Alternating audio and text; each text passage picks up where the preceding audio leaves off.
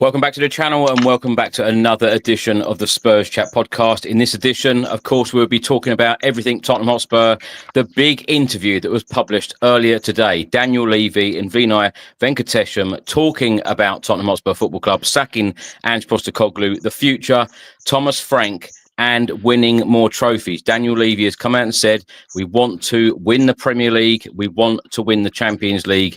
We want to win. Now, we're going to get into all of the clips, everything that was said during this interview. We will also be discussing the future of Tottenham Hotspur captain Heung-min Son and the transfer window and much more. Please do get involved. Let us know how you are feeling right now as a Tottenham Hotspur fan. We're live on YouTube, Facebook and X. Now, as per usual, we've got three very special guests with us. We've got returning guest Craig Dearman back with us. Craig, how are you? Yeah, I'm all good. Yeah, all good. Very, very, very strange to hear from Levy. I think Vinai has been working his magic straight away. I wonder if you'd pulled him kicking and screaming to the microphone because it was out of the blue. It was totally out of the blue. Yep. See, Craig can't wait to talk about it already. And it's funny because when I had the Sun journalist, Martin Lipton, on the other day, he said, Vinai is not shy to a microphone. He will communicate to the fans. And that's exactly what they've done today. Also back with us, Richard Whitehead, MBE, running marathon after marathon. Rich, how are you? Yeah, cheers, mate. Always a pleasure. And like Craig, I'm looking forward to tonight's podcast. And nice to meet you, Matt. First time on the show with you. So it's a pleasure. Rich, before we go to Matt, tell us about what you've been up to lately. It's marathon after marathon. You're going to Norway, Zimbabwe. You're all over the place. Yeah, I've running all over the world, literally. And on Saturday night, I'm doing a race in Norway, and that'll be number 11 of the year, number 91 in total. So, yeah, running all over the world. Crazy, right? Is there a country you haven't been to yet, or you'd like to tick off? I don't know. I think what it is when people look at my marathons this year, it started off in Dubai and Miami. Obviously, I don't go for the cold ones. So as long as I've got a party and a road to run on, I'm there. And also joining us, and I tell you what, fair play to Craig, Rich, and Matt today, because I literally, messaged a lot of people today and said, "Can you come on to talk about this?" So many people are busy. These three guys have given up their time, so thank you so much. Matt is joining us all the way from the States. Matt, how are you? I'm doing very good. It's like a therapy session. That's the way I look at these things. We kind of air our grievances. It's like, what is it? The Festivus, the airing of the grievances. So, and absolutely fantastic to meet you, Richard. Excellent work with the marathons. I don't think that you're going to be doing any marathons in like the Svalbard Islands, I guess, or like, Sweden, Norway, Tromsø, Bodo, Glint, something like that, Yeah, tick them all off. He'd be doing a number of podcast marathons on the Spurs Chat podcast. There's no doubt about that. He loves it. Right, Matt, before we get into it and play these clips of Daniel Levy and Vinai Venkatesham, how are you feeling right now as a Spurs fan? Are you happy? I mean, kind of like to carry on from the other day, I think, I'm still kind of like, and I'm not really sure where I am. I'm excited for Frank because he's a good manager. He's going to make changes. He's going to see our problems. He's going to fix our problems. But again, like I'm concerned about his slow starts. I'm concerned about this video that I just saw a clip of where we're talking about winning the league, which is a great idea. But like, can we really be a little bit more realistic here? I mean, let's make some strides to get to that point. Like first, let's show the progression before we talk about that, But so to answer your question, I'm not really sure. I'm still kind of stuck between right and wrong. I feel good that it's Frank, and I feel terrible that we just won a trophy and sacked the manager. I don't know. I'm sorry, guys. I wish I had like a better way of how I feel, but it's just like so weird. It just fluctuates like almost day by day, hour by hour, because again, there's the excitement of Frank. There is. And like the future of these young players. But I mean, we'll always have that what if. What if we were able to push on and crack on with the previous manager with this trophy? I mean, I know that we spoke about it before, that you're going to get crapped on because you talk about Ange. I'm sure I'll probably get pelters for talking about Ange, but I mean, this one of 3 managers in our history who've won a European trophy. I think it's, we should keep his name in our mouths. We should always be thinking of him. He's up there. Like it's so, yeah, it's tough, man. Like I really feel, I wish I had like some kind of real feeling to grab onto, but it just constantly changes. And I feel terrible about it, but it's rough. It's rough right now. So I don't know. Like it fluctuates. Who knows? In 5 minutes I'll be good. In 10 minutes I'll be bad. Craig, on Matt's point there, it's a great point, isn't it, about talking about Ange Postecoglou, because like Matt said, rubbing shoulders with Nicholson and Birkinshaw, we're always going to talk about Ange Postecoglou, and we're always going to talk about Ange because everyone, our kids, grandkids, etc., will always say, oh yeah, that's the guy that won the European trophy and was sacked 16 days later. Yeah, and that's what makes him probably even more memorable, the fact he was sacked, so shortly after he won it. So, yeah, Ange Postecoglou, whether people like it or not, I know people say, oh, move on. He is part of our history now, He is part of the history. He's won a trophy. You could look back, like George Graham and Ramos, for example. They won as trophies, but there's not as big a trophy as a European trophy. So Ange is kind of here to stay in the memory banks, and there's no change in that. Craig, I think you've watched the video, haven't you? You've listened to the video already. I know we're going to play. We've actually broken it down into 10 clips where we're going to react to every clip that has been put out there. I'm going to start with the very end one, and I want your reaction to this. We've won a European trophy, but it's not enough. It's what we haven't done that is more important. We need to win the league. We want to win the Premier League. We want to win the Champions League. But, we want to win. Craig, we want to win the Champions League. We want to win the Premier League. We want to win. What do we need to do? That's pretty obvious. What do we need to do? Great actor. What about saying we're going to rather than we want to? Yeah, you don't want to be told with that Ange brush about always winning in his. What you should say, I always win in my 20th. Yeah, I always win in my 25th season. Yeah. So he's not going to be caught out like that. I'm sure he's too much of a clever guy for that to catch him out. But how are we going to do it? You've got to spend some money in the right places. Put your hand in your pocket and give the manager what he wants. And then nobody can criticise, That's the key thing. Nobody can criticise Daniel Levy if he fully backs the manager. He's done his job. In all seriousness, when he comes out and says, I want to win the Premier League, I want to win the Champions League, Rich, is this his way of saying that we are ambitious? We are, we want to go to that next step? Because, in Ange's sacking statement, it said that we want to be fighting on all fronts. I know they've said this again in this video, but we'll get onto that shortly. But do you feel like this is their way of saying we do want to be ambitious? But of course, like Craig said, that's got to be proved, in transfer windows. Well, it's obviously the chief executive kind of putting a spin on obviously what's happened previously about the lack of communication between the board and the fans. I think that's for me what's really happened. I think, again, like every person that's been on this podcast, Chris, knows that we need to invest. You look at the team itself, after the starting 11, we've got some real issues around depth in the squad, and there needs to be some real investment, and we need to go out for those players.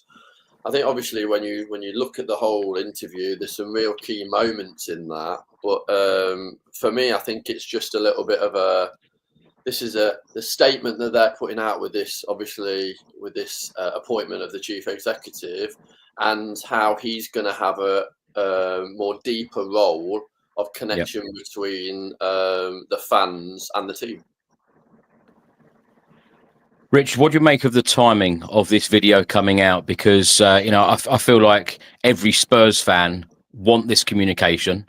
And like I said, Martin Lipton, chief sports writer for the Sun newspaper, he said to me the other day that Vinai is not shy of a microphone. He will always come out and address the fans. He will talk to the fans. He will find out exactly what people are happy with, unhappy with, etc., what's working, what's not working. What do you make of this? Because we saw some videos released before when Fabio Paratici was at the club, and they were quite regular. What do you hope from a Spurs fan's point of view? Do you want to see these sorts of videos on a more regular basis, but do you want them a little bit more edgy in terms of the questions? Because you didn't even hear someone even asking the questions. It was just them talking. Yeah, it's a bit of theatre, wasn't it, really, to be honest? I think for me, it's about those key issues that the fans want to hear about that investment. What's the future of the team? You're talking about, obviously, winning the Premier League and the Champions League. That's Fugazi, and it's like, and then hopefully it'll drop down and we'll win the league. It's just absolute nonsense. You need to break down those big goals and ambitions. You can't just say you're going to win the Premier League when you look at teams like Liverpool that have already started their investment programme. What are we going to do in the player recruitment that's going to allow us to bridge where we were last year, a cup team, to then obviously be successful on multiple forums? And I think that's what's really important for me, is the fans need to be able to put their questions to the actual board, and then the board need to respond and then commit to what they're saying, and not have these open questions where we want to win this. And every team doesn't go into the league going, actually want to fight relegation. You want to be as high as possible in the league, and you want to kind of progress and hopefully challenge for Europe and then hopefully win the league. But that's a given, surely. Everybody wants to win. But obviously, I think one of the reasons why that video was put out today was also to showcase his real disappointment of turning up to the Tottenham Hotspur Stadium every week, and then obviously having a losing team. You could tell, and especially the last couple of weeks at home, the board were getting so frustrated with the team capitulating in the second half and losing games that we would normally win. And also, I think there's a real mentality that we need to get away from as a high performance team. We need to be a team that we have like a strong home ground that people come to and go, actually, we're going to have a tough game today, and we're not going to come away with 3 points, because Spurs are always great at home, which last year we definitely lost. Matt, what message have you taken from this video that's been put out today? Because it didn't mention, Daniel Levy didn't mention about any of the mistakes, or even Donna Cullen stepping down. I know, of course, this video has really introduced who Vinai Venkatesham is and what role he's going to play at the football club. But it hasn't addressed really that we have just appointed the 18th manager in 24 years. So what is going to be different? And that statement at the end, we want to win the Premier League, it didn't really say how we were going to, get there. Yeah, I think Richard hit the nail on the head when he said, he was basically stating you're making these statements. You're making these grandiose statements. No team ever says, like you say, we want to stay up. We just want to fight relegation. Of course you go in, we want to win it, but let's be realistic. In the same way that I could say, I would love a date. I would love to go on a date with Sofia Vergara. Never going to happen in my life, but I could always wish for that. I mean, it's one thing it's in the way that you deliver a message. As a manager, you want to deliver a message, and it's not about the context. Sometimes it's the way that you deliver it. I mean, it's one thing if you say, okay, yes, we do want to win the Champions League, we want to win the Premier League, but you want to do it in a way that's not so just you're just throwing these grenades out there. You want to say, okay, what we want to do is focus on our youth development and stabilize our first team and bring in the overall quality depth, and then contend in some smaller cups and then grow it organically. A lot of talk is about like Sir Alex Ferguson and those players and how they started winning. It was like, I believe, I can't remember exactly what their first trophy was, but it used that and it was a platform. The players used that to build from there. And he never said, I want to win the Premier League to begin with. He didn't have some grandiose statement. It was like, let's try to win what we can win right now. and then you step up, and then you step up, and then you step up. So we won the Europa League. The next step up would be to continuously challenge on multiple trophy levels deep into these things. But it seems like we're taking a step back, but these interviews are trying to say that we're not taking a step back because Frank is the man to lead us forward. It's a very mixed message, I feel. And I think you did make some good points about how Donna Cullen wasn't mentioned. She was a major part of this. There's a lot of changes going on. And I feel that, like, along with the statement about Ange's dismissal, it seems like it's not the same old thing, because Levy usually puts his name on everything. He hasn't put his name on certain things. I feel like it's very strange in the board. So maybe this was read wrong. I do like Richard's suggestion about having some actual questions. You could actually hear the questions being asked, because it just sounds like, hey, you guys just read that answer and we'll make up some stuff. You know, we'll soft pitch you a question.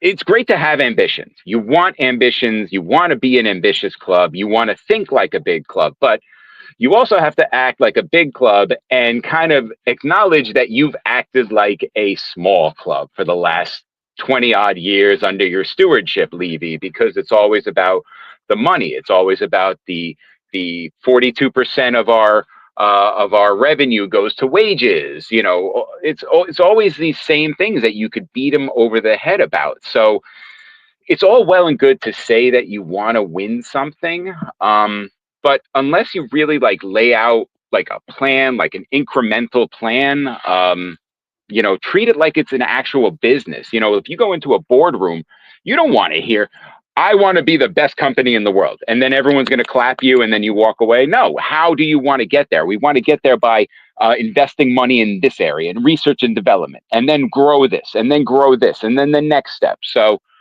I feel like it would have been better if the questions were a little bit more about how you plan on getting to those steps, and if they actually discussed, like, let's talk about the incremental increase, so we could continuously move up, not just jump up, down, just continuously move up.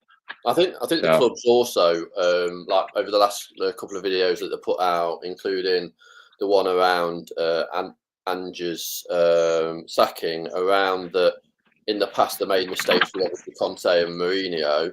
They tried a different model, and then they're going back to obviously really developing younger players, which I think all Spurs fans know that's the way we're going, and that's obviously why we've got a coach such that we have got. And I'm sure Spurs fans will be thinking, actually, it's not a very exciting appointment. We've obviously got it now. We need to get behind the manager. We need to but we need the manager to really actually kind of excite us as fans, and kind of make sure that he gets the recruitment that he wants and really own that. But also we need some experience, not just in age, but also experience in the Champions League if we're going to go for that as well. And why couldn't we go deep into the Champions League? I think for me, it's a great opportunity as a club to kind of push on. And when we've done that, we've obviously been runners up. And one thing that we definitely need to have this squad to have more leaders in the team. We need to have more depth for sure. And also we need to have some real kind of transparency about the injuries over the last 2 seasons, because that for me has been something that has been a real worry over the last 2 seasons around Ange's style of play, and how we've had consistency of really bad injuries, especially hamstring injuries, over the last 2 years, and how Thomas Frank is obviously going to get around that by the style of play, because I do know that his style of play is something that is very similar from the back as what we have been playing. But obviously, I know that he's going to want players that play his system, and the ones that don't, he's going to just chip out, I think. Craig, let's come to you. Is it realistic that Spurs can compete for a Premier League or a Champions League within the next couple of years, certainly under Thomas Frank? Because, you know, some people would say when we've had the opportunity to, really strengthen in a transfer window, i.e. under Mauricio Pochettino, we've always been like 1, 2, 3 players away from really pushing on and getting over that line and winning one of these major big trophies. And with the business model, with the model that the club have, is this realistic? Again, it depends what business we do in the transfer window, because if we don't get in players that are ready now for the Premier League, then no, we won't. But if they have a good transfer window, and we need probably 5 or 6 players to come in that can hit the ground running, that have been there, done that. That is the difference between the Cities and the Liverpools and every other team that's challenging at the top. We're way off it in the Premier League, but obviously, we sacrifice that for the Europa. But Daniel Levy's saying we want to fight on all fronts. Then he should have backed the manager in the January transfer window, in the transfer window before. So I'm not having that. That don't really wash with me. He's won you a trophy, and then saying, but it's not good enough. We want to fight on all 4 fronts. The manager needs the players to do it. It's simple as that. Simple as that. And I think in some respects, Craig, though, I think some of the fans will say that he has been backed in the past. I think it's also how the manager had actually played with the team as well. I think you look at the injuries that we had across the whole spine of the team, and you can include the keeper with that as well. And you go, there needs to be some real questions asked around the management or mismanagement of some of the players. And I had some real questions around. You've got players coming back from some real injuries and then being thrown in when clearly they're not ready, just because we've got a certain game coming up, and then they're getting injured within like 20 minutes or even like a couple of minutes of coming on, and that's ridiculous mismanagement of resources. And that for me as well was one of the reasons why I kind of knew that the previous manager was on the way out after our success in the cup, and you can't keep like obviously doing that season after season. And hopefully Thomas Frank's management, and that's something that I've not looked into, is management of players and players for injury. But that was something that would be really interesting to know, how he manages his team, squad and rotation, and what kind of size of squad he has in the past. I agree with a lot of those points there, Rich, and well said. But I do feel also that the club do need to learn from previous mistakes, because, as I said, 18 managers in 24 years, you've got to learn from some of those errors. And I know, Daniel Levy has come out in the past and said he's made errors, but we've got to learn from those, across the board. And I completely agree. It's not any one person's fault. I feel like it is a mixture of things that have gone wrong, but they've got to learn from these mistakes. Rich, let's come back to you in a sec. I'm going to play this first clip. This is how the interview started. Daniel Levy saying, I'm very excited and I want to be challenged. I've known Vinai for a number of years. Without doubt, he was the candidate. Sometimes, when you employ somebody, you don't know if you're going to get on, but because we've known each other, that risk wasn't there. So I'm very excited that Vinai's joined us, and I think the club is going to benefit enormously from it. Vinai, good communicator, honest, integrity, bright, right? Enjoys being challenged, and I want to be challenged as well. Rich, Daniel Levy said there, he wants to be challenged. He knows Vinai from before. They've got a good working relationship. What do you make of this appointment? My goodness. I think it's one thing employing, but then literally licking his arse. I'm going, what the hell, man? I'm like going, that's just ridiculous. It's a bit cringy as well. I just think it's just far too scripted. Hopefully that's scripted by the club and not those guys, because that for me just doesn't. But see, obviously, what you need to do as leaders and directors of a football team, you need to relate to your audience, which are the fans, okay? And I'm telling you now, I can't think of one fan that that's going to relate to. Do you know what I mean? It's like ridiculous. Like, clearly, he's coming in and he's going to be a real communicator for the club. Why didn't they just say that? He didn't need to say, oh, he's my best mate, we play a bit of golf, and he likes red wine. What the hell? What a load of shit that is. No, what we want is, again, when an appointment comes in, you just need to set out the point. chief executive, what is he going to do? He's going to communicate better so that fans are more informed about the decisions they make in the club. That's it, nothing else. Rich, what do you make of the what do you make of Donna Cullen stepping down and Vinai coming in? What changes do you see going forward? What positives do you see here? Well, I think it's a different direction, clearly, and obviously Levy and the rest of the board members clearly weren't happy with obviously their direction, especially around recruitment of managers and style of play. Obviously, not only the men's team manager, but also the women's team manager going as well, which I know was again something that was on the cards. And I think it's a real transition for the club. Maybe it's a real kind of, they've looked at the whole environment of the club and they've gone, actually, we need to make some real changes of the environment of the club if we're going to kind of really push on. Maybe they've seen something at some of the other clubs, that what they've done, and seen that actually Spurs are lagging behind with the kind of environment. But I definitely think there's a big shift. And whether that's a good one or bad one, I don't know. And we need to see that. But I think for me as a fan, and purely as a fan, not performance athlete, I think I would want the new chief executive to be more vocal with the day-to-day running of the club, and then also justify things like targets that we're getting, and the reason why we're actually what they're going to do to bridge the gap between where we finished and the aspirations of Premier League champions and Champions League winners, and how we're going to get there. Yeah. Perfect. Matt, let's come to you. Let's play another clip here. This is from Vinai, and he is talking about joining Spurs. And as Richard said there about day-to-day, that's exactly what he said he is going to be in charge of, day-to-day running. Working with good people is one of the, if not the leading characteristic I look for when I'm doing a new role. Daniel and I have known each other professionally, as we've said, for a really long time.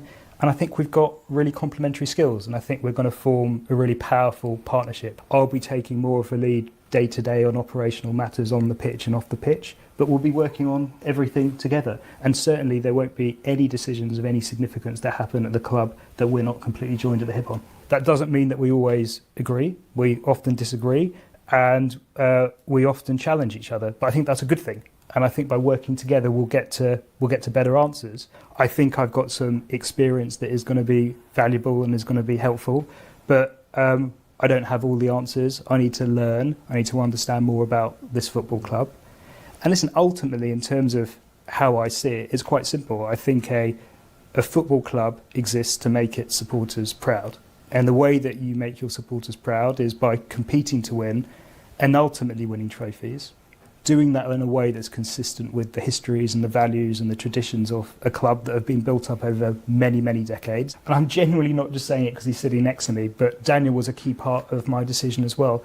I think one similarity we've got, which is probably not healthy, is I know that we're both absolute workaholics, and there are lots of WhatsApps pinging between us at all hours of the day. I thought you were going to say we both like red wine. Yeah, but I don't know as much about red wine as you. As the kids say, that would be cringe. Do you like a glass of red wine, Matt? Oh my God, that was ridiculous. Like, working with people is my favorite thing, and complementary skills. I feel like I'm interviewing these kids right off the street, and they just like went into AI and gave me like responses from it. It's just like, decisions made together. I did like, okay, so I'm not going to crap all over their statement, their joint statement. I did like how he said he had to get to know the club, and he does it. Like, from every report that I've heard, that does seem like his major strength is kind of relating to the fans and allowing a certain level of transparency. I know his past, he came from that area up there.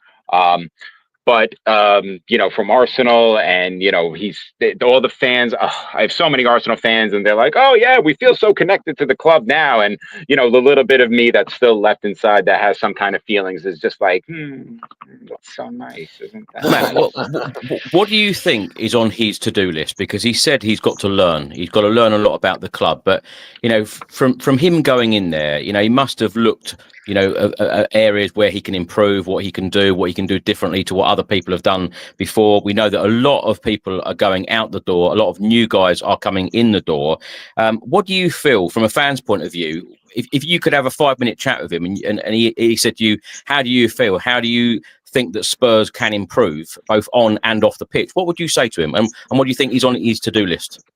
Ooh, that would be a really good question, man. That would be good. I think what all of us fans really want from anybody up on top is full transparency. I understand we don't need to get into the numbers thing or whatever with the financials, but we want to know exactly how your plan is. I believe Richard might have mentioned it, or maybe it was you, Craig, and kind of just go through how you plan on getting there.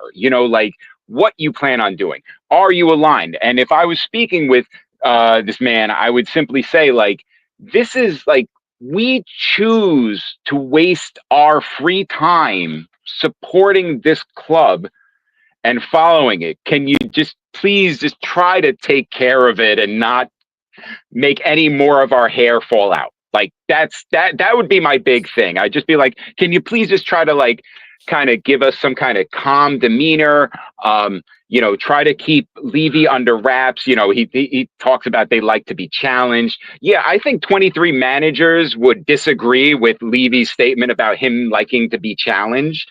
So, I mean, these statements are very weird. They're just very cringe. They're just very cookie cutter. I don't see anything good from these statements that I wouldn't already assume would be when a new guy comes along.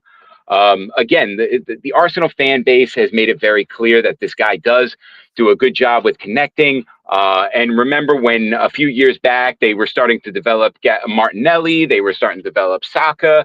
Maybe we're at that point, maybe, and we could use Mikey Moore, Archie Gray, Lucas Bergvall, Will Lancashire, all these young players. And maybe that's how we could tap into the fan base, because I think you mentioned it, Chris, like, we feel the attachment to the young players. We like to see these kids grow with us. Like, we'd like to see that Gareth Bale is one of the greatest players in history, and he came from us. We like to see that Luka Modric is one of the greatest midfielders in history, and he cut his teeth with us, and we saw that develop. We're okay with developing our players, and we want to focus on that. So I think if he really kind of just focused on that, if, in this hypothetical conversation between me and him, I would be thrilled. I would come out of that like feeling like I could jump over buildings. I would feel 19 feet tall. Like if he said, we're going to focus on what made this club great. We develop young talent. We play a certain style, and it's about taking risks, about taking that chance. And 9 times out of 10, you're going to fail, but you're going to take those chances because that's what we are as a club. We dare to do. Let's continue to do that. We did it last season. So let's continue to push. And again, like if we did have that conversation and he did focus on that, I think I'd be perfectly content with it. And I'd be like, Thomas Frank, Daniel Levy, Vinai, you guys got my blessing. Please, let's make it done. Let's make it work. Matt, I know you've got to get back to work. Just last question very quickly for you. Not yet. She hasn't come. My boss hasn't come looking for me yet. So. Okay. Well, let me ask you this anyway, and stay with us as long as you can. Okay. All right. Let me ask you, what have you taken away from this interview that you've seen? Because it was about 7.5 minutes altogether. What have you taken away from it? I mean, I guess what they're trying to do is, I think of it as a little bit of damage control from a PR standpoint. I feel that they're probably getting some negative publicity about how they handled some of this dismissal. I know there's concerns about how Thomas Frank hasn't had an interview yet. So I know many people have been like, well, what's the deal with that? The man is on vacation. Let the man take his friggin' vacation. Yeah. Christ. Yeah. We could ask him the questions and start making those golden locks fall out later on, when we start pestering him with 1,000,001 questions. But I mean, it's it's just funny. it's just very funny. I mean, so I think it's more of a PR kind of save face thing. I think you can pull bits and pieces, like I said. the fact that he does want to tap into the fans, he does care about us. He knows that there is an emotional connection between us and the team. I think that's all a good thing. So, you know, it's not the greatest of statements because it is a lot of fluff. It is a lot of filler. It is a lot of nonsense, cliche points. We like to be challenged, complementary skills, decisions made together. I mean, your executives, of course, the decisions are going to be made together because that's what executives do, right? Don't they get together and make decisions? I mean, at my company, that's what my executives do. I don't agree with those decisions, but that's what they do. They get together and make decisions. What chance have the executives got when their staff are on Spurs Chat podcast, you know? There you go. Slim to none. Slim to none. Going back to your question about the chief executive, one thing that I really want to mention that I want to change is winning mentality. Yeah. That's one thing that every week I've talked about when we've been on the podcast, especially when we've lost, is that winning mentality. That starts before they get to the stadium. That kind of, I want to see the players in the tunnel look like they're going out there to fight. And I don't, this soft shit that sometimes you see in their eyes that some of the players have already lost the game.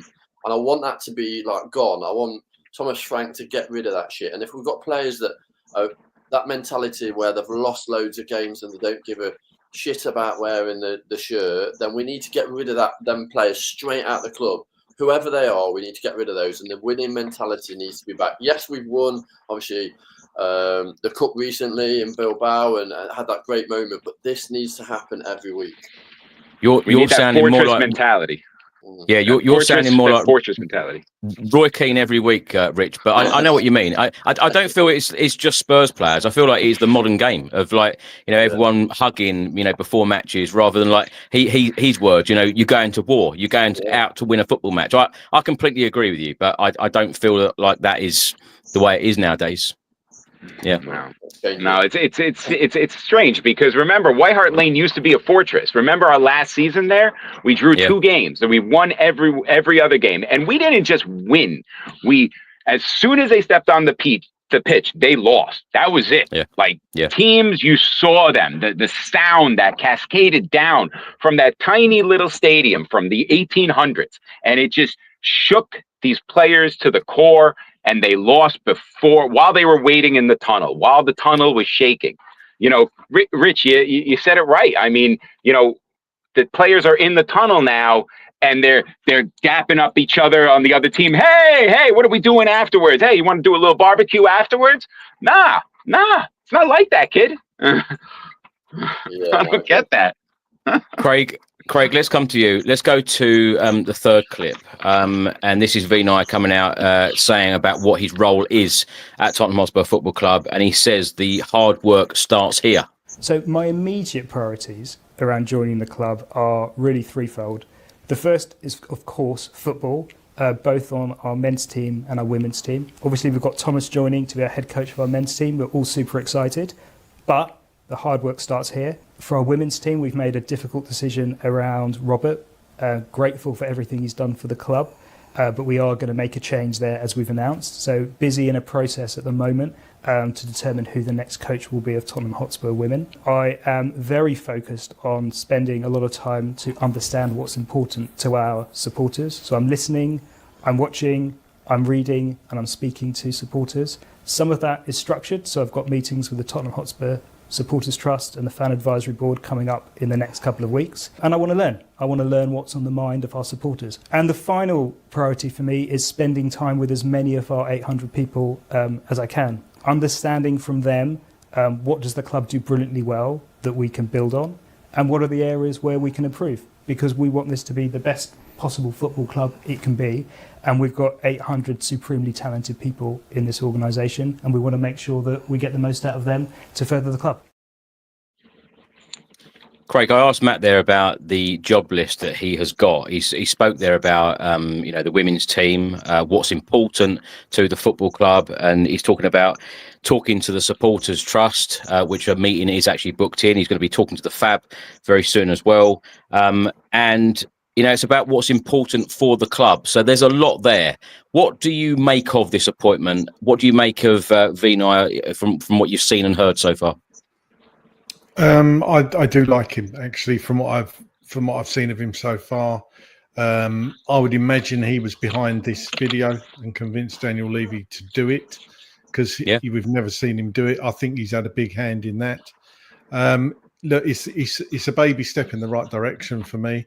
Talking to the Fab and the Tottenham Hotspur Supporters Trust as well. That's good. I want to see more fan forums. I don't want to see fans handpicked. I want real fans in there to ask questions that they don't know the answers to already. I want them to react to it. And I'd also like to see people like Vinai come on podcasts like this one. I'd love him to come on this podcast. And not with pre-planned questions, just normal questions. That would be a real step forward. But the main thing for me, we all know what we all want. We want investment in the first team.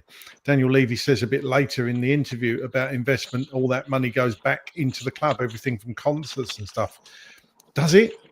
Does it? Because we don't see it all, I'm sure, because we haven't seen that money spent in the right place. Now, whether it's the wrong recruitment, that's subjective.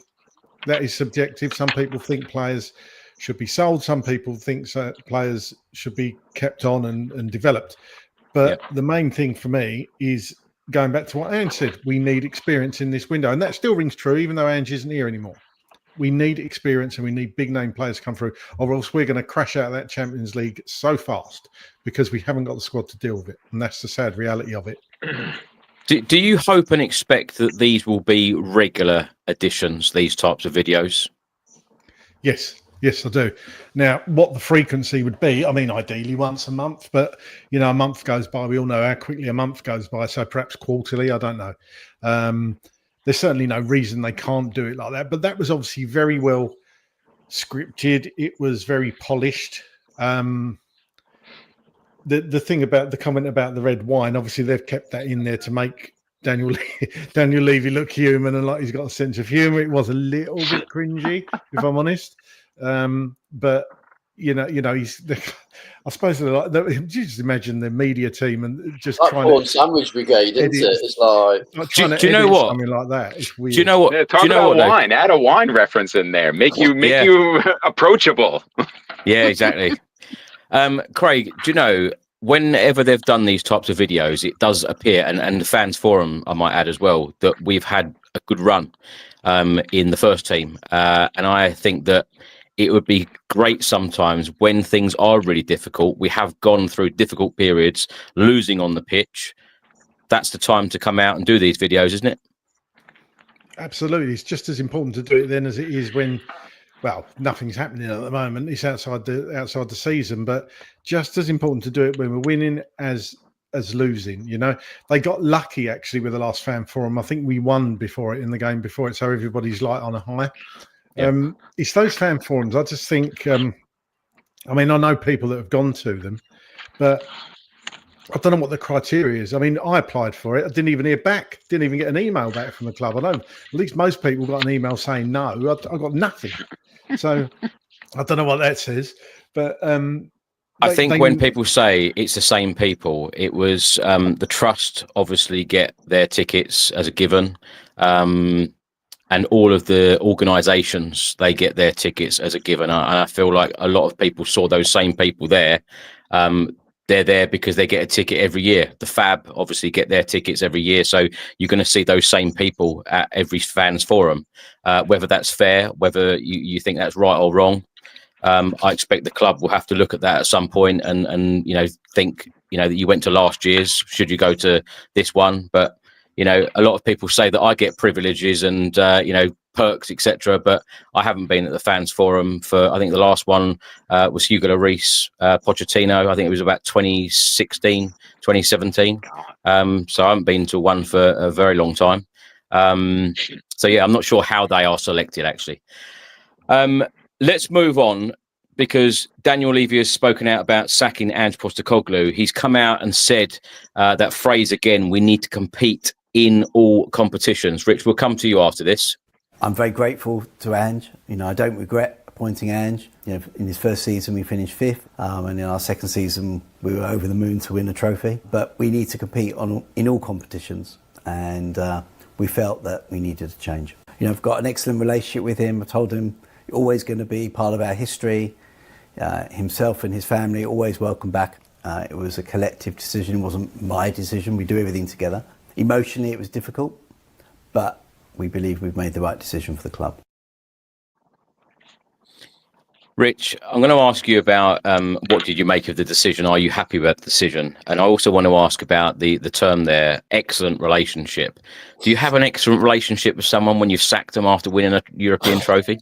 I think it's an interesting kind of conversation, that is, isn't it? It's like we're best mates, but I've just sacked you. It's like, I'm not sure that's really the case.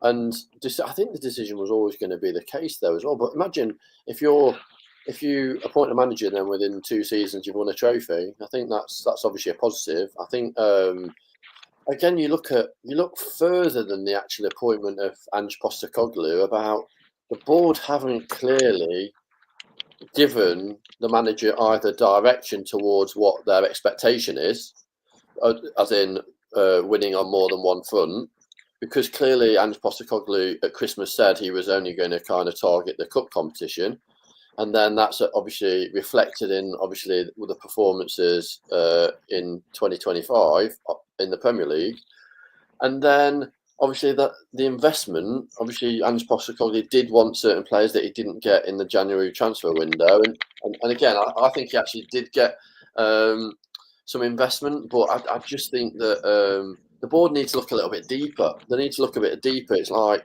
2 years, win a trophy, you're 5th.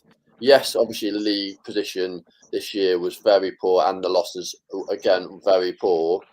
But again, it would be nice to hear the transparency about why they thought Ange Postecoglou wasn't the manager to take us forward next season. Yeah, And not all this like fluffy bullshit about we're still mates and he can come back with his family. So what? Like, the fans don't want to know all that stuff. That's kind of just, we want to know kind of how the board came to that decision, who was part of that decision. Like, again, leave you going, it was not just me. yeah, that's what I was going to say. We're hearing that again and again at the moment, because I suppose he feels like he's had a lot of the blame solely on him, and now he's saying, well, actually, it was a collective. We make decisions together. Well, then name the people that are having that decision as well. Then I don't see why, if you're a board member, that you can't be within that conversation as well, and then map out the reasons why Ange Postecoglou wasn't the right manager to take us forward next season. And maybe that was the case, and maybe Thomas Frank would come in and be an excellent manager for us. But what is the difference? I'm struggling a little bit to see the difference between a Thomas Frank who's won nothing and has got no experience in the Champions League, Ange Postecoglou that said he'd win a trophy in his second season, he's delivered that. So at least he's delivered. Yes, the dynamics of that delivery don't suit every fan, but you need to understand that we've won a trophy that we hadn't won in the previous 17 years. Chris, previous 41 years. 41 years since the last European. That's when Daniel Levy spoke and said he wasn't my decision. It went through my head, the scene out of Dumb and Dumber in the diner. You know, when the guy gets up and he says, "Who's the dead man that threw the salt shaker?" And Jim Carrey's going, "Wasn't me. I've always wanted to see a season 3 of The Office. That's the guy. Yeah. But you know, it's not to be. Did you want to see a season 3, Rich? Oh, that's been something that's gone through my head a little bit. I just think it would always depend on what kind of backing he got in the transfer window, and again, if he then mapped out what he was going to do and how it was going to be different than the season before. I think again, it's that the lack of communication that's been over the last couple of years for me has been like really frustrating, especially around the injuries of some of the key players. I think, with my heart would say yes, we want to see that gun-ho football that's like five-a-side power league football, but my head's saying that literally every game I'd watch, I was having a heart attack because the high line and kind of players going in for crazy tackles and we're having injuries left, right, and centre. And then it's like games that are 5-4 and all that jazz. I can't have another season where we're getting like dicked by Liverpool 2 or 3 times in a season. We just can't have that. We need to compete every game. The manager needs to set us up to win and compete, not like Ange Postecoglou did last season. Yeah, it might be a very different style and a very different manager, but you know, as we've all said, we need those experienced players in this transfer window. Matt, let's come to you. Daniel Levy now talks about new boss Thomas Frank, and he says he is highly intelligent and he is a super human being. You know, whenever you have a new coach, it's always a fresh start. You know, always have different ideas. But, you know, we want to build on the success of winning a trophy last season. I mean, one of the things that stood out to me with Thomas, clearly highly intelligent, great communicator, super human being, plus all the other technical aspects that are obviously important. But, you know, they really stood out to me in those 2 parts. Hold on, Matt. Rich, why are you shaking your head? Fucking hell, man. Is he in the Avengers? Have we got the Incredible Hulk? Just the way he said it, it was superhuman being. Yeah, imagine if he came out and said, "Oh, he's dumb as shit and he's rude as hell." I just laugh. Like, what is he actually saying? That is like comical. Well, Rich, maybe he's talking about his superhuman hair, because Frank's hair is fantastic. That hair is beautiful, man. I'll tell you what. Sorry, Matt. Sorry to interrupt. Rich, you give very different answers when you're on the pitch with Paul Coyett at half time. I'm trying to be motivating. That's why. I tell you, when we played Luton and we were losing 1-0 at half time, Paul definitely didn't let me say that we should be beating Luton Town because they're a pub team.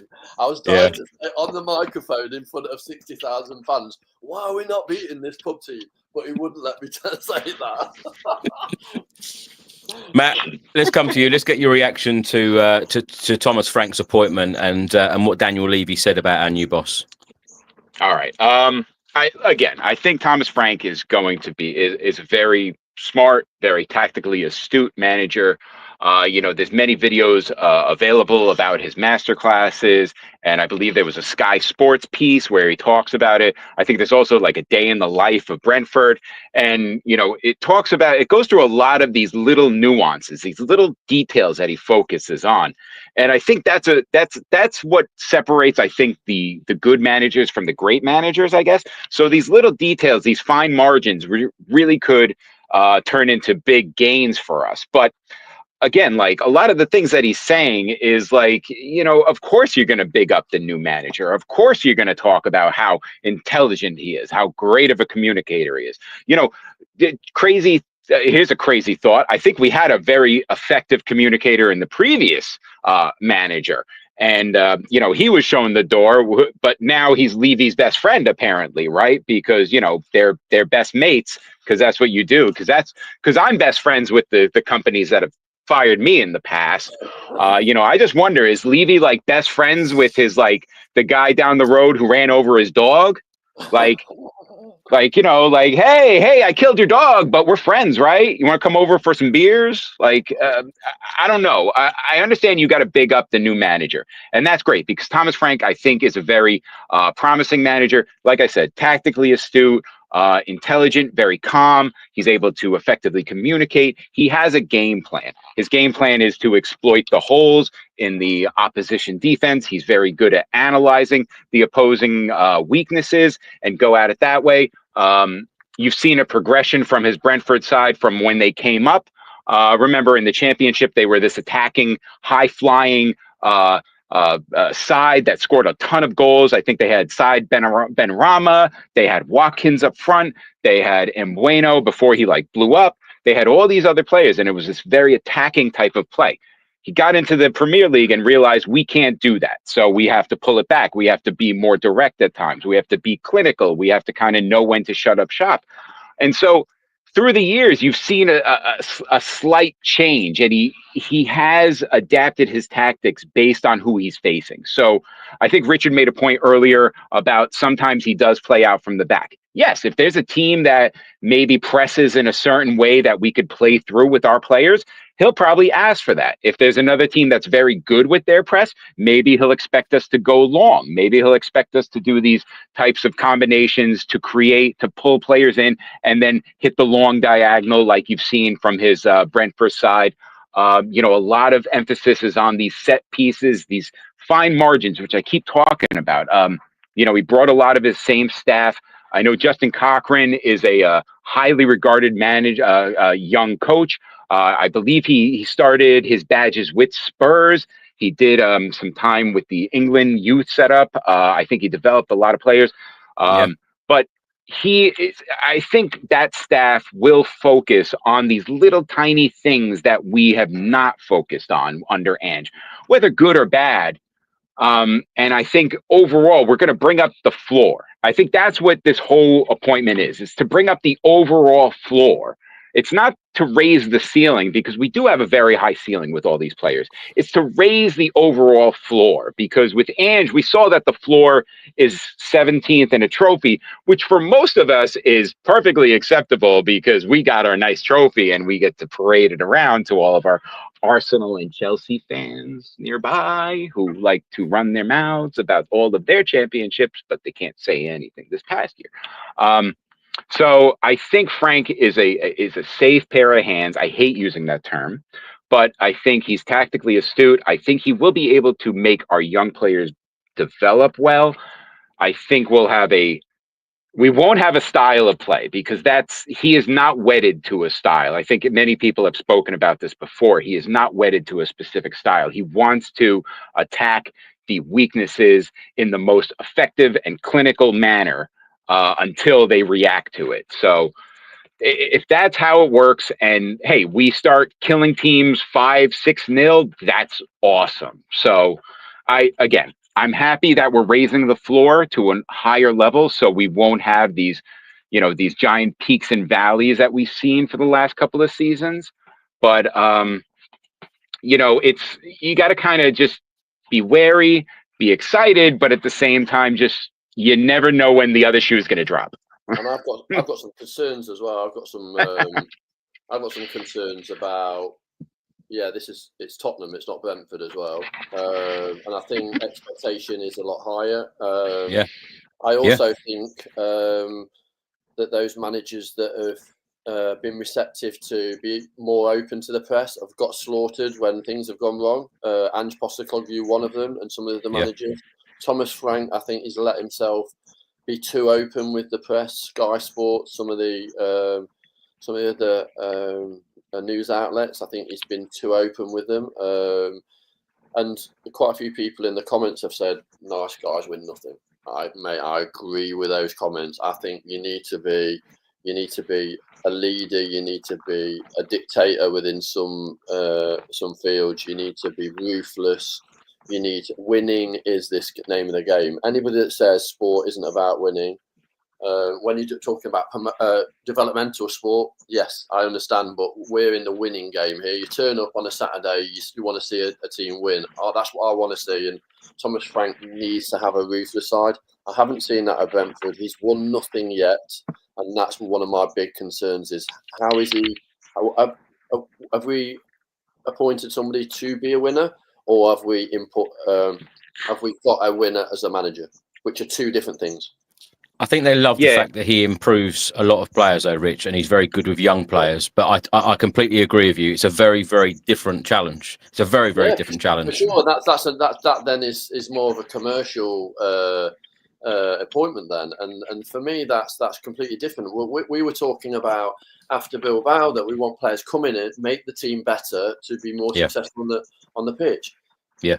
And then what happens is, we know what happens when you've got more experienced players on the pitch. They develop the players. They see these world-class players coming in and want to be better. Better players make better young players, and I think that's been something that we've been lacking in the past. Craig, let me come to you. I believe, though, Thomas Frank deserves this chance because the job that he has done, and Rich said, yeah, he hasn't won anything, but the job that he has done, surely, this is the next step for him. And like Rich also said, the media, that pressure of that media in that media room is going to be very, very different to what he's used to at Brentford, isn't it? Yeah, it certainly is.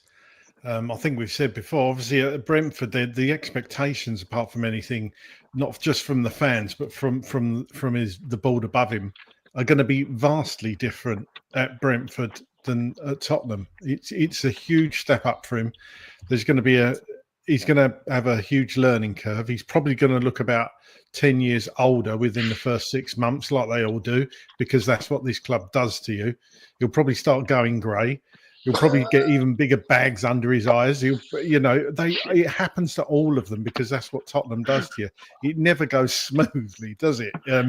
Obviously, Ange started off really well, first 10 games, and then went downhill, and he looked like he'd aged about 10 years. So it's going to be a lot of pressure on him. But the more you read about Thomas Frank and the more you do a deep dive into him and his coaching team, these aren't fools. They know exactly what they're doing, and I think they're going to.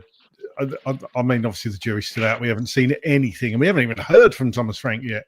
So yeah, I really want to hear from him. But as Matt said, he's on holiday. Let the guy have a break. He'll be at Hotspur Way this week. The media interviews will come out in the next couple of days. There's no question about that.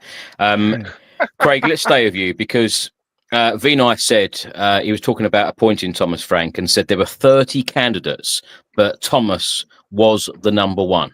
So we ran a really, really thorough process at Speed. We defined 10 characteristics that we think are important to be a successful manager at Tottenham Hotspur. We analysed in real detail through our technical staff led by Johan more than 30 candidates. We had a shortlist. We spent a lot of time with the shortlist, and Thomas was absolutely the number one candidate and could not be more excited to have him join the club. I agree with everything that Daniel said around his characteristics. Personally, one of the things I'm really excited about that he is an outstanding developer of young players. So I really look forward to seeing what he can do with the squad that we have here. For those listening on audio platform, Richard's shaking his head again, but we'll stay with Craig for a second. Rich, you'll get your turn in a minute. Hold on. Before you ask Craig, in the comments, can you ask everybody to put their top characteristics that we should be looking for the role? I want to see what people got in the comments. Backbone is definitely not number one here with Spurs. Craig, over 30 managers, over 30.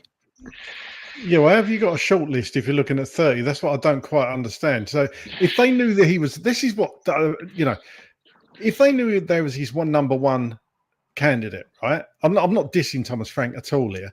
But if they're saying Thomas Frank was their number one, out of all the managers, they would have thought, yeah, do you know what? We can probably get Thomas Frank from Brentford if we really want him. We could. Why have they got a list of 30 and then a short list? Surely you just have a list of 5 or 6, wouldn't you? Surely. Is this not what corporate companies do now? Yeah, but a list of 30? Does that mean 29 are going to turn us down? I ain't having that. I'm sorry. Honestly. I reckon the longer Matt stays on air, they'll be shortlisting for his job as well. Oh no! I'm secure. Trust me, I have a skill set. That they need here. They need me here. Otherwise, this place is shutting down. I'll tell you that right now, with absolute confidence. There's nothing like that confidence, is there? There's nothing like that confidence being the star player in your company, Matt. Borderline arrogance, but I do it. I bet most people are starting to figure out almost everything I say here happens. So I'm just like, oh, okay. So, but Craig, are you pleased that it is Thomas Frank? Because Vinai and Daniel Levy, they seem very excited that they've got their number one target. Am I pleased? Out of the ones that we knew about, yes, I am. He was the choice out of the ones that were touted around, 100%. Yeah, and the fact that, and what I will say, Vinai Venkatesham was right. He has got a really good track record of improving players and improving young players. You've only got to look at what he's done with Wissa, with Mbeumo, with Nordgaard, and you could reel off quite a few players at Brentford, and he's worked wonders with them. I mean, Mbeumo was probably not on anybody's radar a couple of seasons ago, and now he's highly wanted by all the top clubs. So that's partly due to Thomas Frank as well. A lot to do with Thomas Frank and his coaching staff, how they've improved the player. So would he have been my choice? Probably not, but he's a good manager and he's a safe pair of hands in the Premier League. Rich, let's come to you. Vinai then goes on to say there is another level that the club can get to. I think the club has got wonderful foundations. I'm biased. I grew up in London, so I think the club is based in the greatest city in the world. It has an outstanding stadium and training centre, and it's got a huge global fan base. The foundations are brilliant, but I wouldn't be here if I didn't think that there was another level that this football club can get to. We got a bit of a taste of that in Bilbao. I think everyone associated with the club wants more of that, and I think there is another level this club can get to, and I wouldn't be here if I didn't think that level was there.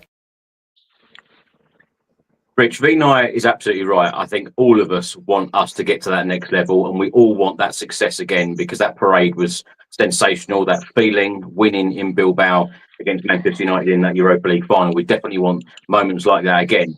How do we get there? Well, so I think what he's talking about is serial winners, clearly. And that, again, he needs to map that out. Skating across a couple of other kind of comments he was talking about really didn't commit him to kind of where he actually does see the club. Does he see the club as a regular Champions League club, the top four, which obviously we were in the past? And then we lost our way because I feel lack of direction and lack of investment. And when we were obviously doing well, when we were getting to those finals of the Champions League, and yes, obviously the manager at the time didn't get us over the line there, but at that point that was a real call for action. I think obviously winning is now a real call for action. It's about it's now or never, really. And I think that's why he's been brought in. He's been brought in. He's passionate about London. Yeah, it was dying to like say, "Oh yeah, I've changed my car from red. I've not got a red car anymore." I'm like going, "What are you talking about?" Like the fans know who your last employment was with. Don't skate around that. And clearly, obviously, they were really happy with you because of their success, but they've not got over the line. Their obviously target was to win the Premier League. They didn't get over the line, and so you could say that his journey with that role was not as successful as it should have been. And Levy's now trying to get to that level of being challenging for the Premier League. I think that we're absolutely miles off that. Let's be honest, with the squad that we've got, and I think we need to be realistic. And we're going to get found out in the Champions League if we don't have that recruitment that justifies obviously that competition. Yeah, we definitely need to strengthen in all areas, in my opinion. Definitely in this window with experienced players. I keep saying it again and again and again. Daniel Levy has also been talking about the stadium, about finances at the football club, and about winning. His exact words were, "We need to make sure that we win on the pitch." We're very proud of the stadium, but we need to make sure we win on the pitch. There's no point in having a wonderful stadium if you haven't got a wonderful team and winning. I mean, the reason we do all these other events is to provide additional financial resources to the club, which in turn goes back into the team. Everything is about the team. Everything. I don't know how you do it. I remember, I think when you got to 20 years, you might not remember this. I remember I sent you a nice bottle of wine with a letter saying, "I don't know how you've done it for so long," because it just takes everything from you. It just, the energy you need to put into it. So your stamina is quite something. Richard shaking his head again. Matt, I'm going to come to you about winning on the pitch. Of course, this has been something that all of us fans have been saying for years. We want to be winning on the pitch. Pochettino said, about the furniture in, your nice house, etc.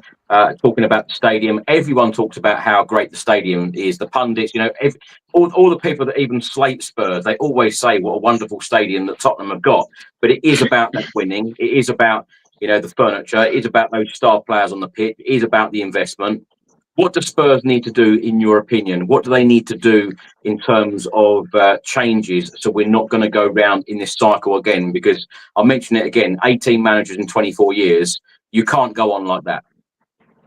Yeah, it's funny in that conversation where they're talking about how to get to that next level, and then they're talking about how they want to win on the field. I mean, how do you win on the field? Well, I mean, the crazy thing is actually putting players on there that could play the game, like good players. We haven't had that investment. We've been like, you could look at the overall numbers and say previous managers have been backed, but a lot of it, you remember 40 mil went to Archie Gray. Like 40 mil, and he was not expected to start. He was thrown into the deep end, and okay, so that's great. But for the most part, he has spent a good amount of money has been spent. It's just in the wrong places. So to answer your question, I mean, how do we win on the field? How do we improve the overall team? I mean, I know we just brought in Matthias Tell. I think that's a good thing. I think Thomas Frank was linked with Brennan Johnson and Archie Gray. I believe he had a bid for Archie Gray accepted, and then we gazumped him at the last second and then he was coming to us. I think Brennan Johnson is a player that they tried to bid 2 or 3 times, so I'm kind of curious on seeing how he could develop. I think we really need like a real number 6. And that is a major point for me. A number 6, if you have a number 6 that could kind of really just cover the entire area, almost like remember that guy from Fulham, Tumminia? He went to Bayern. I understand he is not happy in Bayern because he is not playing. Company does not rate him, apparently.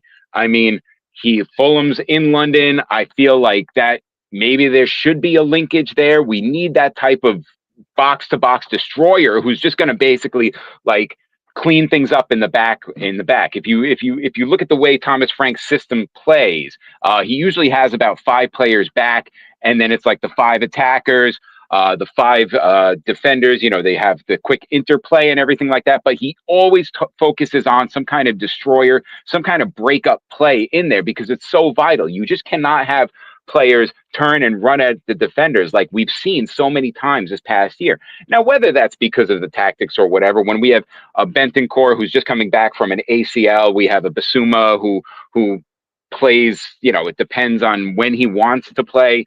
And so we were constantly being ripped apart. And that number 6, I think, would be so key for that.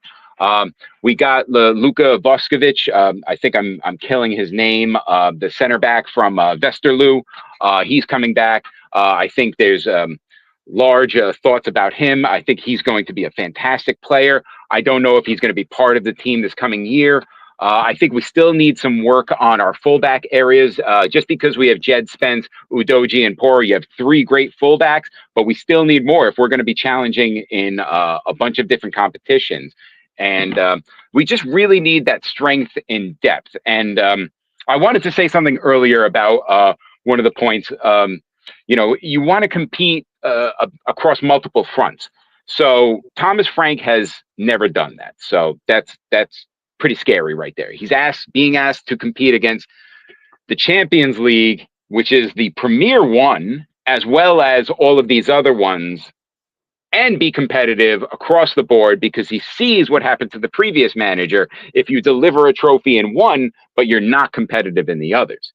So how do you compete across the multiple fronts? Thomas Frank has habitually had slow starts at every club he's been at. At Brøndby, I believe he lost his first 8. At Brentford, he lost 8 of his first 10.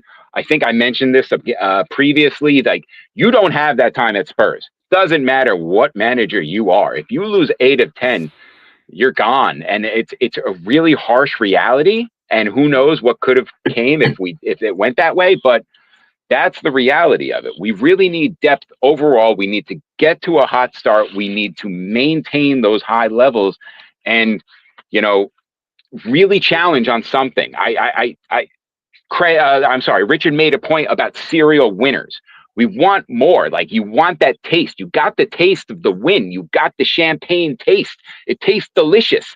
Let's get more of it. I don't care what it is at this point. If let's say we somehow fluke a cup Fluka, the Carabao Cup or the FA Cup. Is that as prestigious as the Europa League? No, but it's winning. You're winning. Even if you win the Super Cup against PSG, extremely unlikely.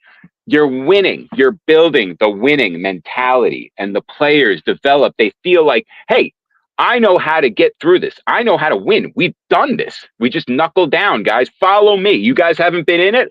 Follow me. I'll lead us through.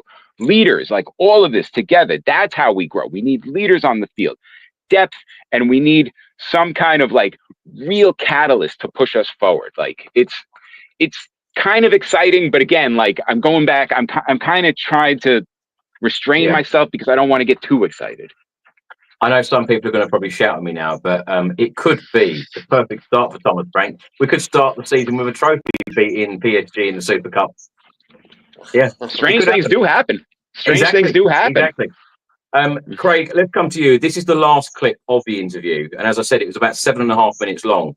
This is the last clip. Daniel Levy and Vinai Venkatesham on Tottenham on the future, and they both come out and said that failure is not an option. Do you know, I've got very broad shoulders. Failure's not an option. The desire to succeed. And because it's so difficult, I want to succeed even more. My perspective of you is I think you have got a very thick skin and you've got very broad shoulders, but I also see how much it affects you because I can see how much you want to win, right? So I think sometimes there's a perspective that because you have got a thick skin that it doesn't affect you, but I see it does. And I could see it in you before the Bilbao final because I could see just how much you wanted it. The pressure and the disappointment of not winning over a number of years, I just wanted it so desperately, not just for me, my family, but all the fans around the world. We deserve some luck. And that last 7 or so minutes was horrific. It felt like hours. So when that final whistle went, that was just an amazing experience. And you saw the outpouring of emotion with the parade. You know, it was just incredible. These guys need to get a room. Craig, what do you make of those comments? And was this right to do and to film this interview this way, where Vinai is being very complimentary towards Chairman Daniel Levy, particularly, you know, everyone knows the flack and the criticism that Daniel Levy and the board have received over, you know, X amount of years. Was it right to be filmed in this way, or should they have done the interviews in a separate way, or how do you think they should have done it differently? I was just giggling a bit at the soft music that was gradually introduced to that clip. It's even better when you haven't got the video for it as well. It's just all a bit weird. It's like romantic, right? It's like get a room, you two. You know, I just find it all a bit weird. It's like, I think it goes back to what somebody said earlier. Daniel Levy has had so much stick, and it was probably Vinai. He probably is a good friend of his, and he's probably wants to change Daniel Levy's people's view on Daniel Levy. I think that's probably part of his task, to be honest with you. And this is obviously his idea, and that's what they're trying to do, more humanise him. Is it the right way of doing it? With Daniel Levy, I don't know what is the right way, but if he'd just come out and done a very sterile interview, just a one-to-one with a club that was heavily edited. Yeah, this one was heavily edited, but at least somebody else is in there with him. They're trying to humanise it, aren't they?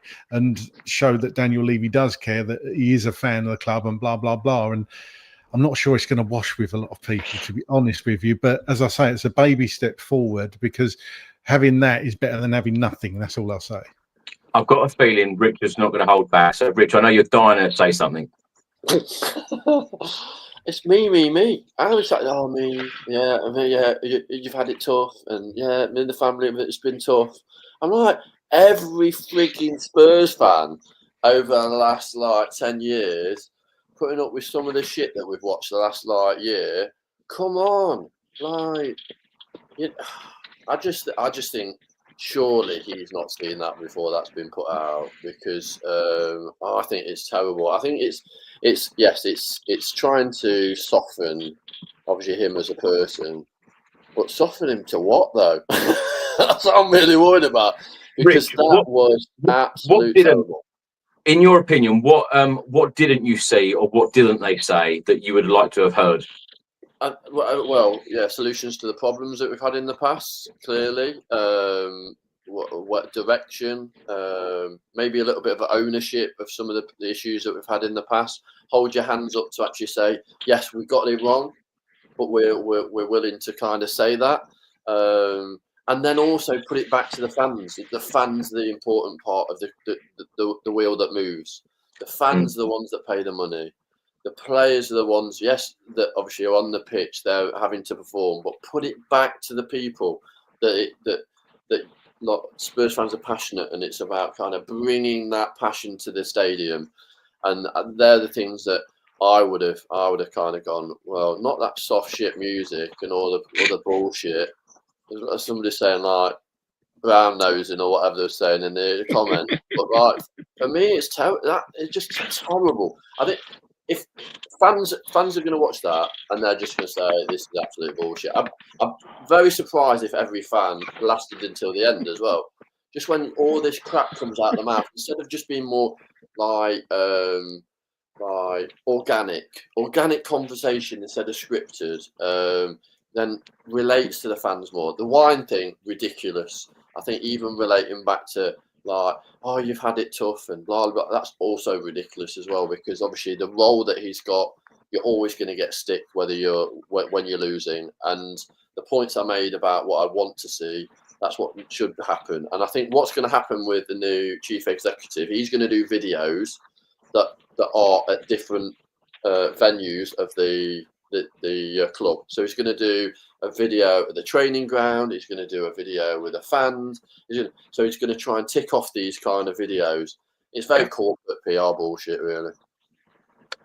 Right, I've got three last points to cover on this podcast. We're going to talk a little bit about Heung-min Son. Also going to ask you about the transfer window, what your expectations are and what you believe Spurs should do in this transfer window as an absolute minimum. And also, lastly, I wanted to ask your opinion on what you think the conversation, what was said in the conversation between Chairman Daniel Levy, the board, and Thomas Frank in terms of the expectation for the manager. Because as we've seen, we finished 17th, 22 league defeats. He lifted the Europa League, then got sacked. So what are the expectations? What are his goals, Thomas Frank, in his first season? Now, we heard today from various media outlets, including The Times, and they are stating that Tottenham are willing to sell Captain Heung-min Son, but only after the South Korea tour, where, of course, we play Newcastle. Thomas Frank is keen on a squad revamp, and the club are commercially contracted to play our captain in his native country in the pre-season friendly against Newcastle. Rich, let's start with you. So we're going to cover the 3 points. Heung-min Son, the future of Heung-min Son, what you expect in the transfer window, what do we need to do as an absolute minimum, and what are the aims for Thomas Frank in his first season? So Heung-min Son, depending on the money that we talked about for a player of his age, I think you look at the impact that he had, or lack of impact they had last season. Again, taking emotional kind of, obviously everybody loves Sonny, I love Sonny, but if a Saudi team comes in for him for £40 million to take him to a club, I think for me he has to go. He has to go, and then I think obviously Thomas Frank will look at the leadership team as well, and obviously if he's coming into a new team, he's not going to use the same leadership, so that might mean obviously the captain then departs for a sizable fee. What was the other question, Chris? Transfer window. Transfer window. I think. Yes, definitely needs a revamp. My expectation is that we're going to get some young up-and-coming players as well, and then maybe one or two experienced ones to appease the fans. I think we need 6 new players, I would say, and then some of the other players need to then obviously go out the door that haven't been performing. But I think obviously the style of play last season and some of the players consistently injured. Like, for instance, you look at somebody like a Richarlison. How many times was he injured last season? Not the weeks that he was injured. How many times was he injured? How many times was Van der Ven injured? Just so many injuries. Maddison again. How many times was he injured? So some of the players probably haven't got a good grasp of obviously playing for Spurs at the moment because they've not had the run in the team, and I understand that that's the case. But we definitely need a revamp. We need better players we've got now because we finished very low in the league, and you can't have excuses if we're saying that we need to be winning on all fronts. We need if we're expecting to win another cup and then go well in the league. I think we need to have an 11, a strong 11, first 11, and then strong backups in every position because we're potentially going to be playing Wednesday, Sunday. Imagine playing like a Real Madrid on a Wednesday and then a Liverpool on a Sunday. How would the squad actually cope with those kind of physical attributes of those teams? I was going to say though, Rich, surely the board have put themselves under more pressure by Daniel Levy's statement when Andrew was sacked, and now by this video of saying that, we want to win the Premier League, we want to win the Champions League, we want to be fighting on all fronts. Surely they've put themselves under a lot of pressure to deliver in this window with experienced players. I think what's happened is that he's now saying that we have ambitions to be able to compete within the Premier League and have ambitions to not just only take part in the Champions League, but go deep in that competition. He didn't necessarily say next season that we're going to be competing for the Premier League, or he didn't say next season we're going to win the Champions League. So again, a very flimsy kind of conversation. At least Ange Postecoglou said, in my second season, I always win something. He didn't say I tend to win something. He said always win something. So that was very committed. And I think that's where Levy could have come out and said, look, not this, again, flimsy about all the money from these concerts and the go-kart stuff goes back into the team. No, he needs to say, we're going to have some major investment in the team. That would be a better response because that will give the fans the confidence that the chairman is invested in upskilling the standard of player that's on the pitch. It's just a different way of framing it, really. Rich, lastly, what do you think the aim is for Thomas Frank for the first season? What would Daniel Levy have said to him that is a minimum requirement? Is it top six? And again, like that's a comment that I'd have to guess because nobody's come out and said the new manager needs to automatically get Champions League qualification. I think you'd expect Champions League qualification with the new manager and then compete in the cups. But again, we talked about this, didn't we? A couple of pods ago. Would you next season have like finish sixth with no cup, or would you finish how we finished this year and actually not very good in the league and then win a cup? I think for all these scenes, obviously in Bilbao and on the high road, you want those winning moments again, and winning is about having those winning moments. And I think when I look back at the Ange's naivety sometimes around kind of in the league, that's cost him. That literally cost him. And unfortunately, the kind of maybe that because he was in the Scottish League and they could just turn up after playing in Europe on the Saturday and playing like, I don't know, Ross County and just put the second team out and then come away with a win. Well, obviously the Premier League, every team is competitive now. You say you can't be like that against any team in the Premier League, and that's really cost him. So I would, for me, if you're also saying what would I want next season, I'd want us to be challenging to get in the Champions League spot, so the top four, and then also winning one of the domestic trophies and competing in the knockout stages of Champions League. Yeah. Matt, same questions to you. All right. For Sonny, my Korean king, I don't really know how to let go to Sonny. I don't know how to let go of him. He's been synonymous with Spurs for so long, and he was a legend. He was in my eyes, he was a god before the trophy, and now he's just almost this deity, this object that I have to pay homage to. But Father Time is undefeated, as a lot of sports people say. But we're at this point with him. I say we leave it to him.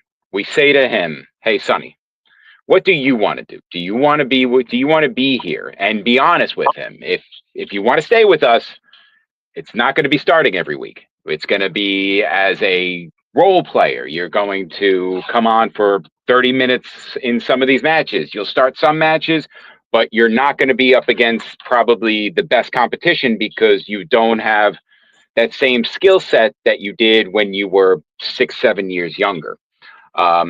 So I think that we should really leave it up to him and just be completely transparent with him and say, if you stay, this is what's going to happen. But if you do want to stay, that's great. But if you want to leave, you can leave. You're a legend. We love you. You're always welcome back. And I feel like he is like more of a friend than Ange is with Levy. That whole, we're best mates. All that whole thing.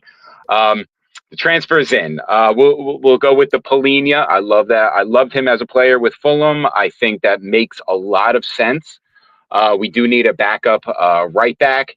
Maybe a young 20-year-old that you could, based on the data-driven models of Longa and Frank, who've worked together. I believe they worked together in the youth setup in Denmark. They could use these data models to find some young fullback who's probably hits a lot of the characteristics that they're looking for. We need to replace and upgrade on Bissouma and Bentancur, both of them.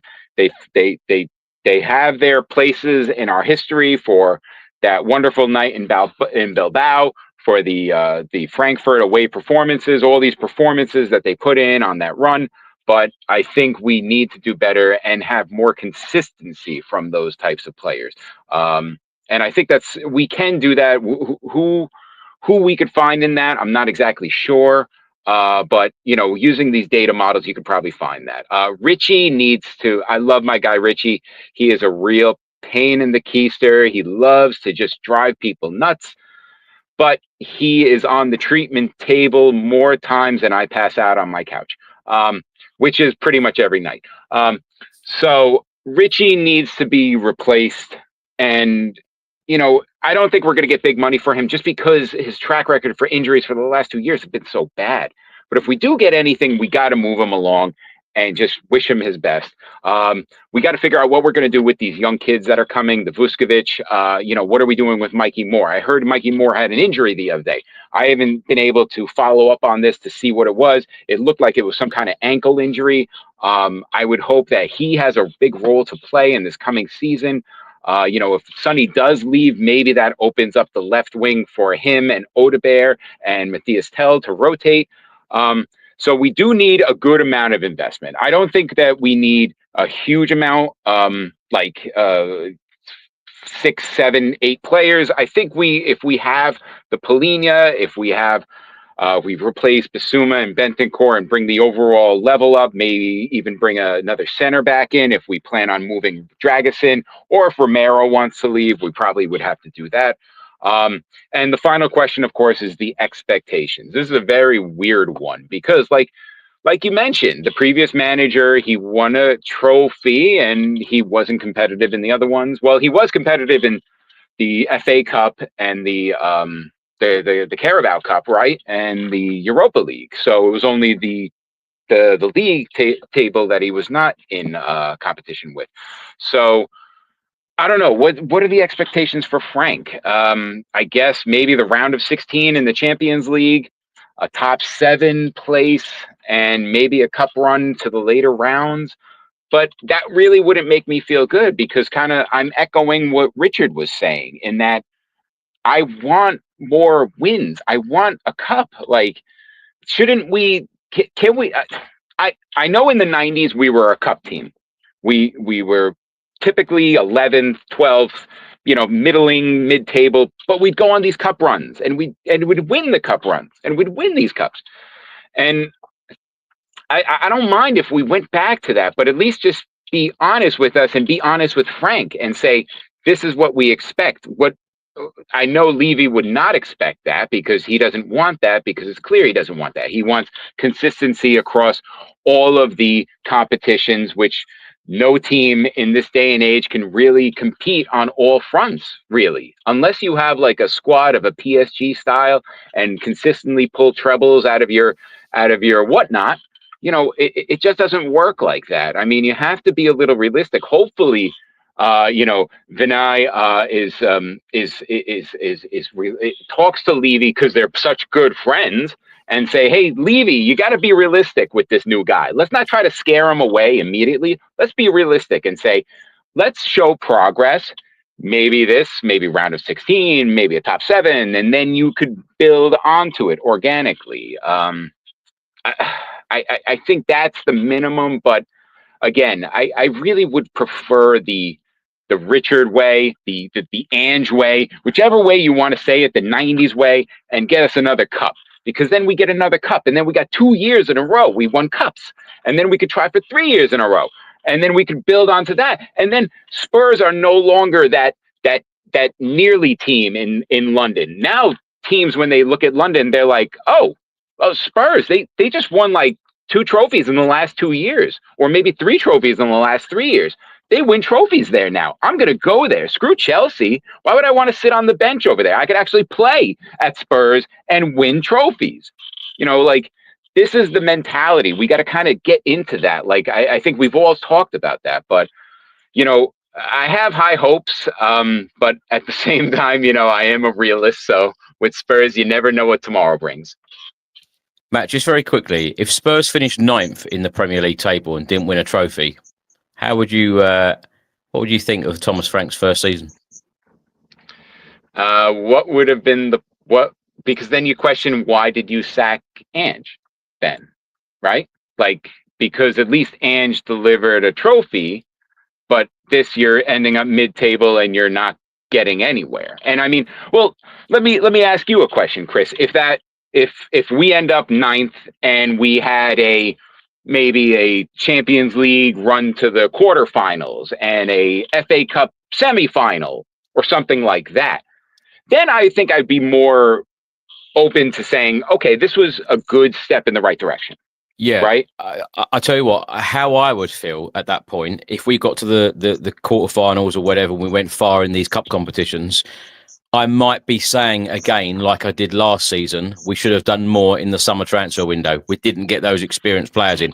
And I really, really do hope that, you know, myself and you guys are not saying that, you know, on a podcast in, you know, 2, 3, 6 months time saying, you know, we all sat here, you know, when Matt was meant to be at work, we all sat here and, you know, talking about getting those experienced players, and it didn't happen again. I really do hope that is the case.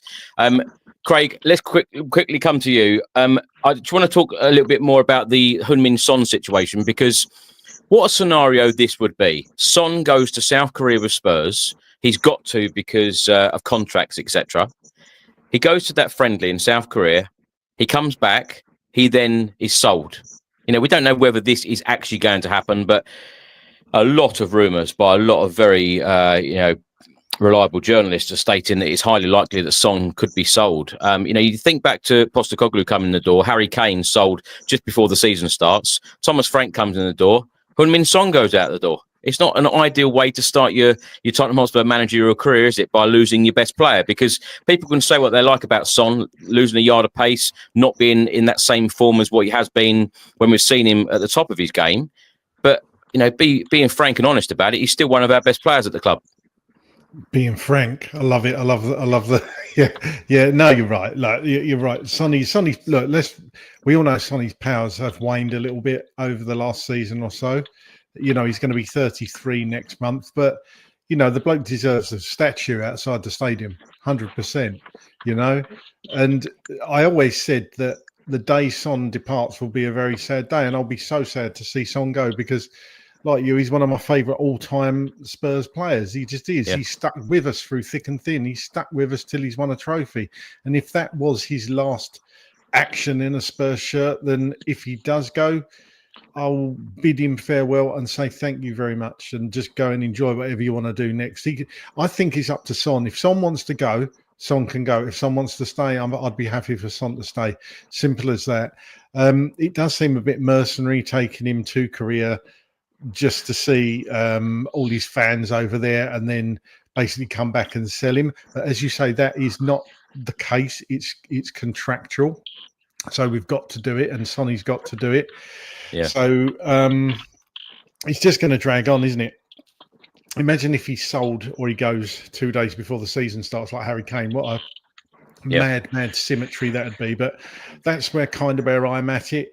You know, if Son wants to go and Son's sold, I will be sad, but I'll wish him well. But if he wants to stay, I'm not going to be absolutely upset that Son is hanging around either, but far from it. So, but I'll go back to that point again, Craig, and I'll say it again about that pressure on the board and the planning.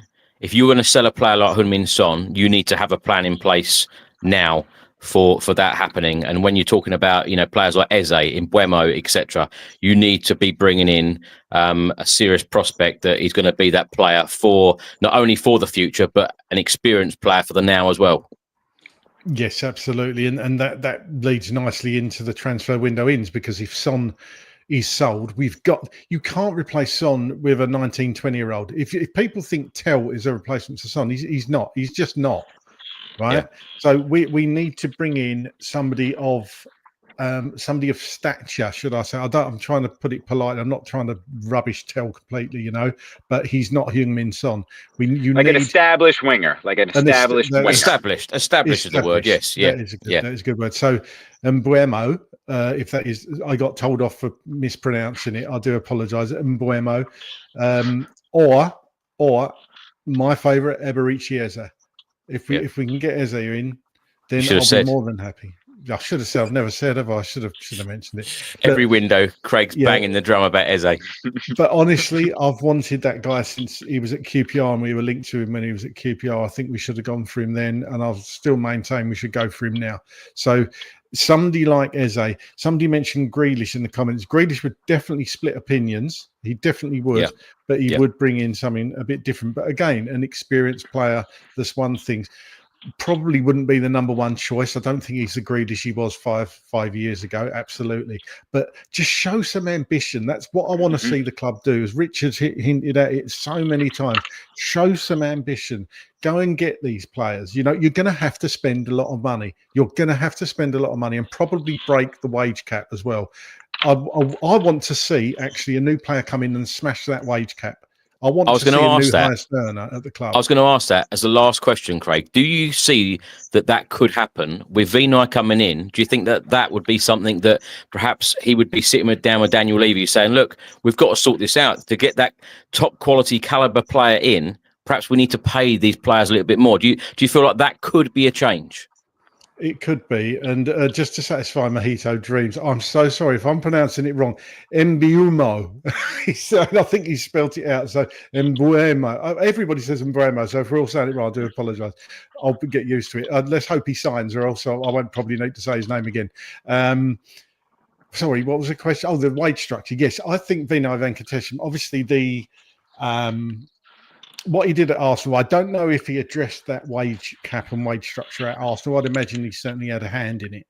So that will be one of the things I would imagine he'll be in Daniel Levy's ear about, saying, look, if you want the best, you've got to pay the best. So whatever the top earner is it Son on 220, something like that?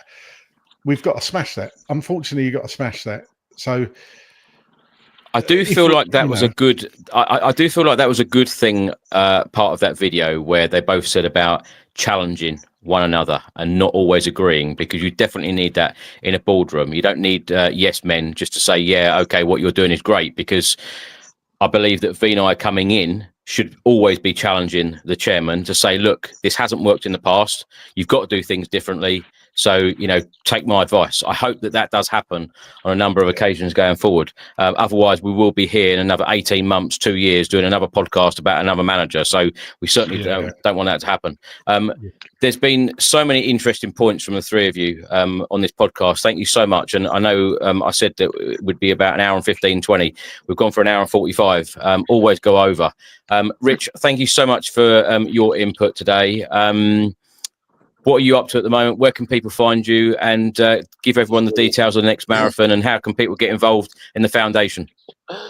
Yeah, no, thanks, Chris. It's always a pleasure. Like I say, everybody that's obviously subscribed, you know what you're getting. You're getting high quality kind of content from Chris. If you haven't subscribed, definitely subscribe as well. Whack that subscribe button for Chris, because he's tirelessly doing stuff. So yeah, it's always a pleasure, Chris, and Craig as well, and Matt. It's a great pleasure to be on the podcast with you. Yeah, I'm running my next marathon on Saturday in Norway, and yeah, socials wise, yeah, you can find me on all of those. Just obviously Richard Whitehead on Instagram and Marathon Champ on X, and then the foundation's doing some fantastic work in the community. I've got our annual 5k event, which Chris has been to before, in Nottingham, and that's on the 27th of September. So if you're in Nottingham in September, or you fancy just coming to show your support, get down there, because it's a great day. Absolutely. Well, best of luck with the marathons, Rich. Keep up the great work, and great to have you on again, and we'll speak to you soon. Matt, I'm not going to say what are you up to. You're going to get back to your desk.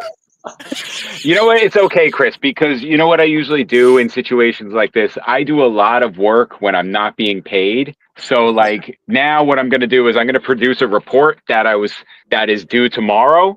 This is the beauty of the way I plan these things. So I had this report ready to go for a day that I was just waiting for 2 hours to kill. And so I could be like, hey, look, your report's done. Thank you.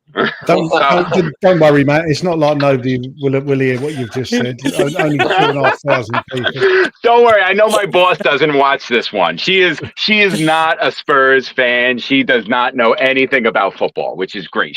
Her idea of football is that American thing where they smash into each other and cause brain damage. Should we now say the power of the internet? Make sure Matt's boss sees this podcast. You'll never find where I work. Never. Matt, thank you so much. We'll talk to you soon. Thanks a lot, guys. Hey, thanks again, Richard. Always nice talking to you. Nice meeting you. Good luck with the marathon. Hey, wait a minute. I thought you said you weren't going to do a Norway marathon. No, I'm doing one. The next one's Norway. Oh, okay. Because it's warm in the summer. That's why. If it was cold, we would not have that, right? And Craig, all right, guys. Lastly, Craig, thank you so much for all of your input. I know you're doing more and more on the channel every day, so thank you so much. Where can people find you? Yeah, no problem. At Dearman 9 on X, if you want to give me a follow. That'd be great. Yeah, just doing more of these. I sound like David Brent. Doing more of these. Yeah, you need to put your feet on the desk. You can still get them. You can still get them.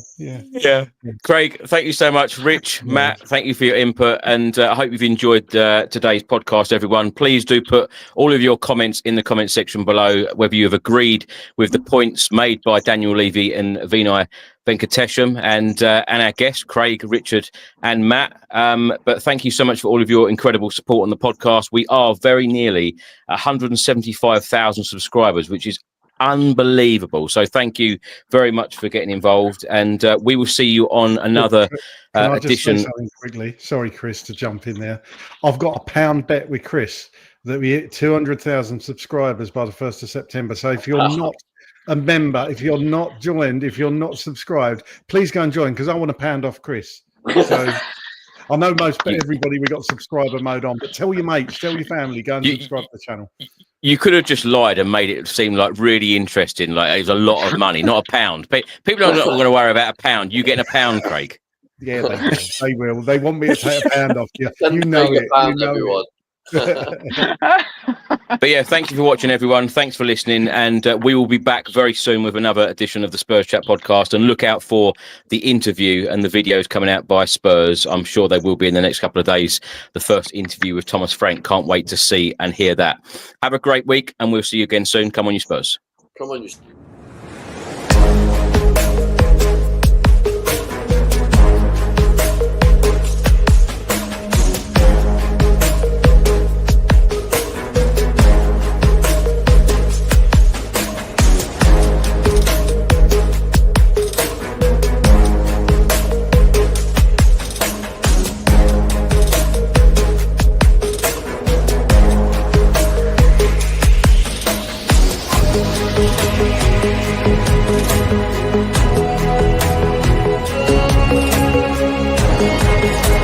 Bye.